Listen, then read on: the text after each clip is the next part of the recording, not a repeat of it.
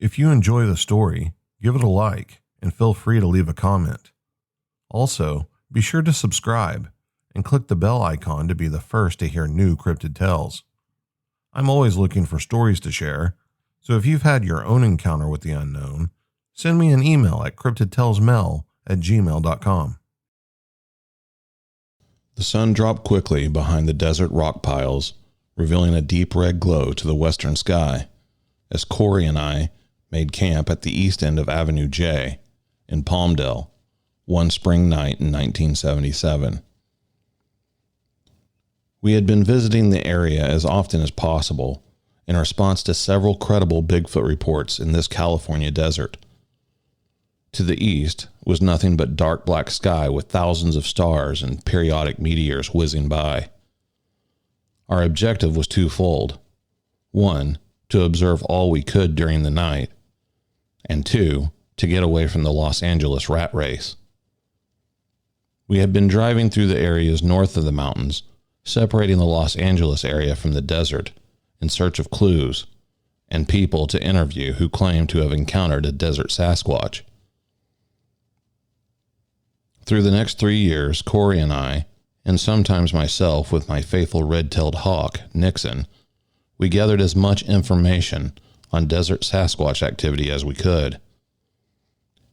In many cases, the witnesses told us very similar tales of large hair-covered man-like apes observed crossing the highway or looking in their windows at their homes, usually after midnight. Through these witnesses, we slowly became aware that the military, just north of Lancaster, California at Edwards Air Force Base, had been witness to these desert man-beasts for several years. We finally made contact with 3 different military security officers, all of which did not know of the others, who provided us with information relating to what the Air Force knew about these animals. Before I continue with this, I must inform the reader that these 3 men were willing to discuss with us only because we promised to never reveal their names or ranks, and if we did, they would deny everything. Because I believe in keeping promises, I will comply with their request, but will refer to them only by rank since I do not believe that their status at the time would indicate or reveal their true identity, thereby keeping my promise. I will also add that I have spoken to 5 additional ex-military officers who were once stationed at Edwards Air Force Base, and they all claim that what the first 3 revealed was accurate, and that not much has changed there since the 1970s. The first I interviewed was a lieutenant in charge of security in the sector of Edwards Air Force Base near Rogers Dry Lake. He was primarily responsible for supervising the surveillance activity from sunset to sundown from 1972 to 1975, when he was then transferred to Germany and then retired. This gentleman explained to me that the base security was primarily involved with monitoring for unauthorized entry to the base by curiosity seekers. The base was highly involved with classified secret aircraft testing at the time, and there were many curious people trying to take photos, or just see these things. In addition, the base had a very high level of UFO activity, or, as he put it, alien spacecraft. In fact, he made it clear that these craft were not from Earth, and that the Air Force knew very little about them.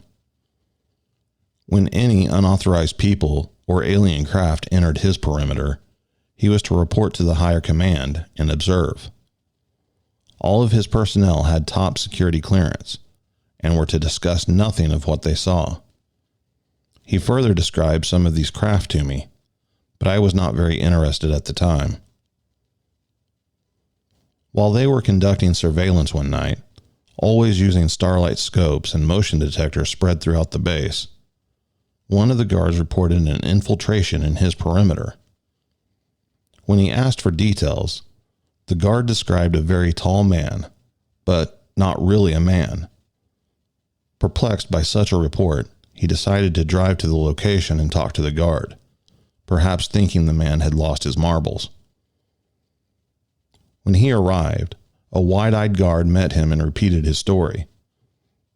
The lieutenant began to scan the desert for the intruder and soon spied him, or it. Through the starlight scope, he could clearly see that this was not a man. It was a very tall, hair-covered, ape-like man walking through the desert. He said the animal appeared to be looking at the desert floor in search of something. The animal was about 500 yards distant, but the scope was very powerful and tripod mounted so it could be observed clearly. Both men continued to observe the animal as it wandered around almost aimlessly. He then reported to his superiors of the activity and was told to keep the animal in sight. This was no problem as the animal remained in the area. About 5 minutes later, a helicopter was heard approaching the area. Then it was seen coming in fast from the east. They continued to observe the animal, which continued its activity. The helicopter came in over a rock pile, then the animal spooked. It looked at the helicopter, turned, and ran like a deer around a rock pile and out of sight. The helicopter searched the area, but never found the animal. The two men could hardly believe what they had seen. The next day, the lieutenant reported to the command post of the previous night's activity. The command told him that these animals had been seen on the base before, and the public knew them as Bigfoot or Sasquatch. The command explained that they were concerned that these animals may be related to the alien craft, and that all such reports must remain top secret. He was told to continue to observe and report, but not to intervene or disturb the animals until the command determined what they were. The lieutenant had heard of Bigfoot before, but not in the desert. He had always thought that this was some sort of fable or hoax, but he knew what he saw, and now knew that they were real. Through the following years, he and his crew observed the Sasquatches on the base several times. By 1975, they had sophisticated equipment, including video surveillance cameras mounted in key areas. He then explained to me that they had videotaped these animals several times, but the tapes were classified and held under top security at all times. By the time he left Edwards, they had learned very little about these creatures, but his feelings was that they were not UFO related, but biological living beings. The second officer I interviewed was a major before he too retired in 1978. He had served at Edwards from 1970 through 1978 and was in charge of one of the command posts on the north end of the base. He too explained that they were primarily interested in UFOs and aliens. In fact, it was through his words that I first heard the term EBE, which is apparently the military term for aliens, or extraterrestrial biological entities. It is only in recent years that this term has been coined in UFO books relating to the military UFO cover-up. In any case, the major confirmed what the lieutenant had told me, but added that these creatures also found their way into the secret underground tunnels that run under Edwards. Although the use and existence of these tunnels was classified, he told me about them knowing that their importance was a moot subject to me. He said that they had surveillance cameras in the tunnels and had, in fact, videotaped the Sasquatches as they wandered through them. He said that they were not concerned with the Sasquatches on the base because they had learned that they were not related to EBE activity and that they were certain that they were simply undiscovered animals. When I asked why they had not captured or killed one in order to prove the existence to the world, he returned that they could not reveal anything that happened on the base. He said that if they were to admit that these creatures often wandered around on the base, the public would lose confidence in their ability to keep the base secure. This, in turn, would give people the idea that they could do the same. Since there was so much secret work continuing on the base, it was not in their interest to discuss the Sasquatches with the public. They wanted to keep people out, not encourage them to visit in search of Sasquatches. They already had enough problems with UFO seekers, or those wanting to get a peek at secret aircraft. The third man was a security grunt. That is what he termed himself. He claimed to have seen these desert Sasquatches through starlight scopes on scores of occasions. This man was only about 19 years old, but extremely military in his self-presence. He called me sir until I asked him not to.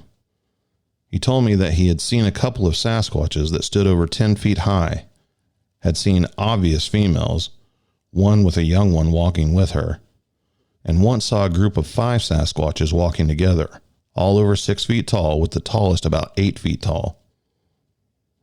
They were fully hair covered, except the palms of their hands, the base of their feet, and their face. He said their face resembled an ape with very small eyes, a flat nose, and ape-like lips. The arms were long and slung down to the knees. He said their feet were like ours, without an arch, as they had tracked them through the desert several times. When I asked him about the surveillance videos, he told me that he knew of them but was not involved in that. He said only officers were allowed to videotape the creatures or UFOs. Cameras were not allowed on the base in the hands of the grunts. He said that he felt very privileged to have seen these animals with such clarity because he knew there were several like myself that would do anything to see one. However, he suggested that these animals were not as rare as people assumed, but they are very shy and almost strictly nocturnal. They could be photographed given the right opportunity, but those opportunities were rare because these creatures are very good at remaining concealed, even in the desert. He told me that the reason they were on the base was that they knew they would not be harmed. He thought that somehow they could feel danger or even pick up on human thoughts. Since the officers and grunts on Edwards were ordered not to harm or intervene with the creatures, they could feel this vibe and felt protected. Some of these animals, of course, wander around outside of the base, but these animals are always watching their backs, he explained. To conclude this report, I should advise that several sources have told me in recent years that the desert Sasquatches are still being watched at Edwards Air Force Base. In fact, one officer recently told me that the base security actually appreciates the presence of the Sasquatch there, since they give the officers some needed entertainment. Then a question came to mind. Could the EBEs be just as interested in the Sasquatches as they are of the other base activities? The officer stopped for a moment, thinking, then said simply, perhaps.